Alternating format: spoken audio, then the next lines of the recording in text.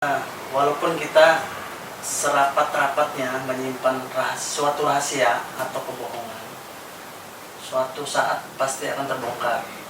Setelah itu respon ibu sampai kaget juga. Ibu saya kaget, saya pun kaget. Mm-hmm. Oh, ternyata inikah ibu saya kandung gitu. Jadi kesimpulannya ini Pak Aris gimana? Dan kehidupan ini tuh seperti apa menanggapi permasalahan ini? Gimana ya? Kalau tanggapan saya sih seharusnya ya, seharusnya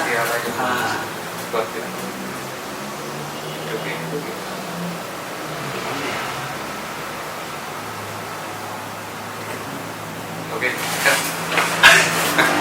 bingung ya.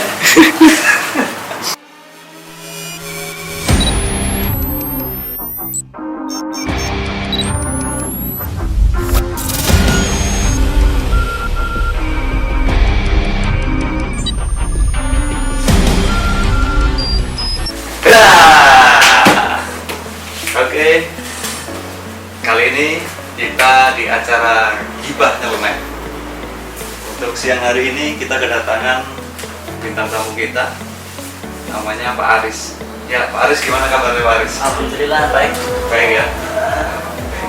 Pak Aris, ini saya mau tanya-tanya ini. Saya mau mengupas dalam kehidupan Pak Aris, karena ada yang menarik ini di dalam kehidupan Pak Aris.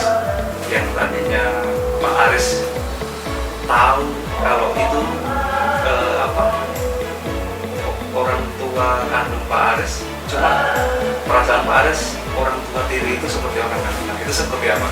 Oke, nanti kita akan kupas dalam.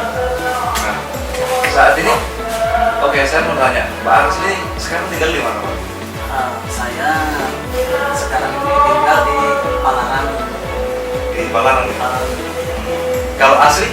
Aslinya saya dari Banjarmasin. Banjarmasin. Nah, ceritanya gimana itu? Perjalanannya dari Banjarmasin sampai ke Palaran gimana? Jalannya sangat panjang, Mas Bang. Awalnya saya dari Banjarmasin itu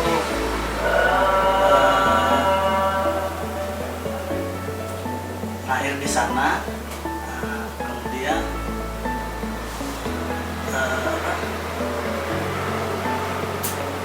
Bisa pindah ke sini. bisa pindah itu ada ininya ceritanya. Nah, jadi pertama saya itu sekolah di sana, ya kan, di Banjarmasin. Kemudian setelah lulus sekolah itu saya sempat kerja. Saya kerja di toko dulu itu. Toko Iya. apa itu? Toko pakaian itu. Ya. Iya. Nama tokonya kalau nggak salah Lima Cahaya itu dulu. 5 cahaya. Artinya apa tuh? Ada 5 cahaya. Cahaya. Mungkin ya kurang tahu juga ya. Mungkin pelangi ya? Mungkin. Bisa jadi tuh. Jauh ya. Pelangi kan ada 5. Iya, betul. Terus? Kemudian nggak lama, sekitar 1 tahun kerja di Lima Cahaya itu saya langsung kuliah. Kuliah itu sempat berapa ya? 3 semester. Nah, setelah 3 semester kemudian saya ini merantau lah, ibaratnya itu merantau ya kan. Nah, merantau lah saya ke Samarinda. Di Samarinda ini ada keluarga kan atau saudara? Kalau di Samarinda saya tidak punya keluarga, karena keluarga di Banjarmasin semua. Terus orang tua tahu itu kalau sampean merantau ke Samarinda itu?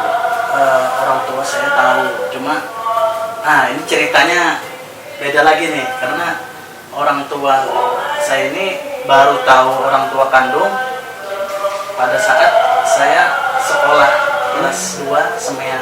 Nah, ya, ini yang gimana itu Pak? Ceritanya sampean bisa tahu kalau itu orang tua kandung. Jadi gimana? Ceritanya begini, pada saat itu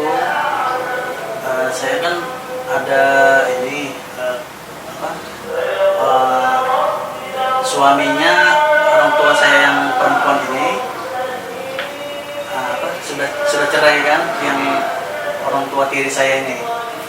Tapi sebenarnya orang tua tiri itu adalah masih keluarga dengan orang tua kandung saya. Gitu. Nah, Masih ada hubungan. iya, masih ada hubungan keluarga. Ya, kalau bahasa Jawanya itu bulenya lah, bulenya orang tua kandung saya. Jadi ceritanya itu waktu sekolah itu saya sempat ketemu dengan beliau itu kan, namanya itu Pak Simin. Simin itu, nah, beliau itu yang masih tahu kalau saya punya orang tua kandung. Karena beliau itu pernah apa ya, pernah sempat satu rumah dengan orang tua kandung saya. Gitu. Nah, itu posisinya Pak Simin dengan Bapak Tiri itu di mana posisinya keduanya? Ibu Tiri ya? Iya, rumahnya di mana? Itu dulu satu rumah. Dulu Ibu Tiri saya ini sempat nikah sama Pak Simin ini. Nah, setelah lama entah ada apa ya kan, nah beliau itu cerai.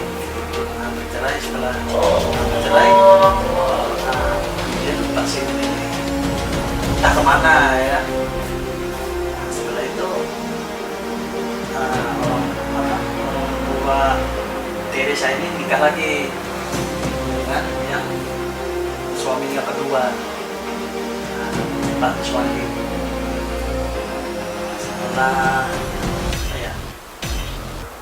Setelah itu kan saya lama ikut sama orang tua saya yang tiri itu kan. Nah, jadi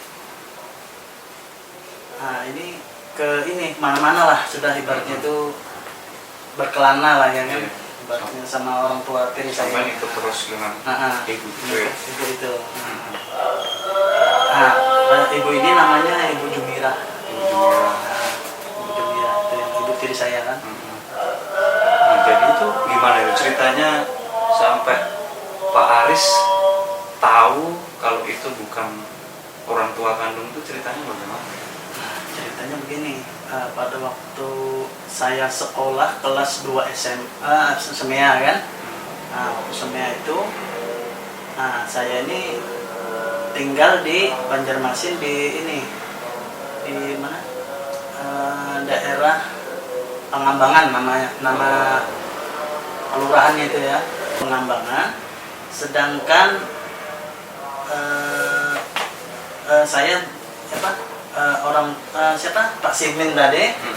Pak Simin itu beliau tinggal di Gatot Subroto.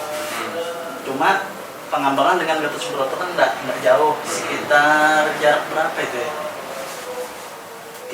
500 meter lah. Satu setengah kilo. Nah, dari situ saya ini sering main ke tempatnya Pak Simin ini. Nah, karena kan waktu itu kan Pak Simin ini dibilang sama ibu tiri saya itu adalah bapak saya pada waktu itu. Masih sama-sama ibu tiri saya dengan Pak Simin ini, Ibu Jumira itu. Nah, setelah itu kisah itu tadi, jadinya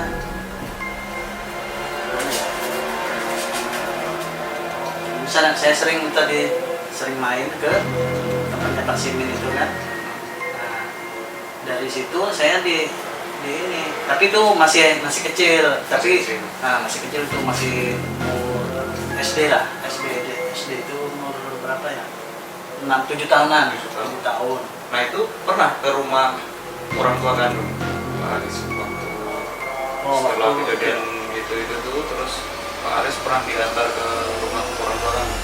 Nah, kalau itu belum pernah, karena beliau ini belum ada ngomong sama saya kan, karena saya masih kecil gitu. Nah, setelah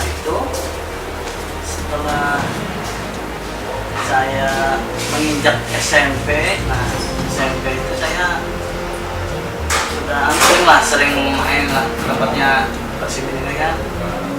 Nah, kemudian setelah itu saya SMA SMEA itu ya, sekolah SMEA saya. Setelah SMEA, nah, di situ saya jarang sudah ketemu dengan Pak Simin ini. Cuma kadang ketemu beliau di jalan, ya kan? Cuma saya nggak tahu tempat tinggalnya beliau di mana kan. Situ. Jadi di situ pas ketemu pada waktu itu pas saya mau ke sekolah, ketemu kan di jalan kan. Nah di situ beliau ini rupanya mungkin cerita ya kan, cerita masalah orang kandung saya. Mungkin orang tua kandung saya yang ngomong ke Pak Simin supaya saya supaya tahu orang tua kandung saya. Nah setelah itu Pak Simin itu langsung cerita kan, bilang beliau itu kemarin Res bilangnya ini orang tua kandungmu ada di Banjarbaru bilang. Nah setelah saya mengetahui itu kan, saya kaget. Jadi yang di rumah ini berarti kan orang tua kandung saya berarti. Nah di situ saya baru tahu. Kaget saya kan. Setelah itu udah lama beliau ini, ayo kita ke bilang ke Banjarbaru kan, kita datangi orang tua kandung. Biar tahu dia kan. Nah, setelah itu saya datanglah ke sana sama beliaunya kan, masih itu naik motor kan berdua ke sana. Setelah itu sampai di sana saya ketemu sama bapak saya kandung ini ya, bapak kandung saya. Kemudian kita ngumulan kan, ibu saya kan lagi keluar, kita beli apa gitu. Setelah lama datanglah ibu saya kan. Nah setelah ibu saya nih masuk di rumah, Pak Simin ini ngomong, ini anakmu harusnya anak. Jadi respon ibu? Nah ibu ini langsung kaget langsung nangis. Setelah nangis ya beliaunya langsung pingsan. Setelah mendengar kalau tahu bahwa itu anak kandungnya sudah besar ya, itu iya. Umur berapa itu? 17 tahun. 17 tahun. Setelah itu respon ibu sama kaget juga. Nah, ibu saya kaget, saya pun kaget. Wah, ternyata ini kan ibu saya kandung gitu. Nah, ibu saya kandung pun kaget juga. Anaknya sudah besar bilangnya. Mungkin ibu sampai nangis kah atau gitu? Ibu saya pun nangis sudah nangis. Lihat Iya, nangis. Ya sebenarnya nangis gimana ya? Kaget lah, nangis. Kaget. Ya, terharu ya. Baru tahu anaknya. Ya. Tapi perasaan saya tuh kayaknya biasa aja. Cuma kaget gitu aja. Tapi nggak punya chemistry, itu orang tua kandung saya. Nggak ada perasaan kalau itu orang tua kandung ya lebih berat ke orang tua yang tiri ya? Iya. Karena kan dari kecil ya? Dari kecil sama beliaunya. Dari lahir mungkin ya? Ya, dari lahir. Dari selama kecil sampai kelas 2 SMA itu sama ibu tiri.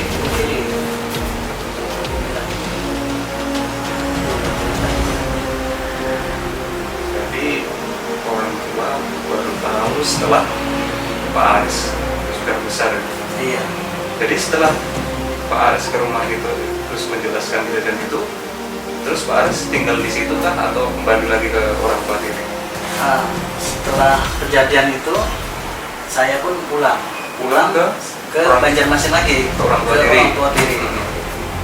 Nah itu cuman saya dalam perjalanan pulang ini pikir, ternyata saya punya orang tua kandung. Dan baru tahu gitu ya. Nah, Tapi tidak ada perasaan Pak Ares ingin sama orang tua kandung.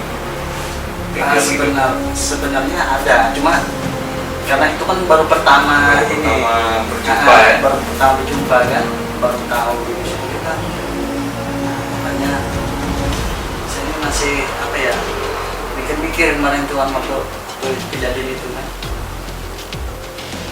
Jadi kesimpulannya dalam hidup itu gimana?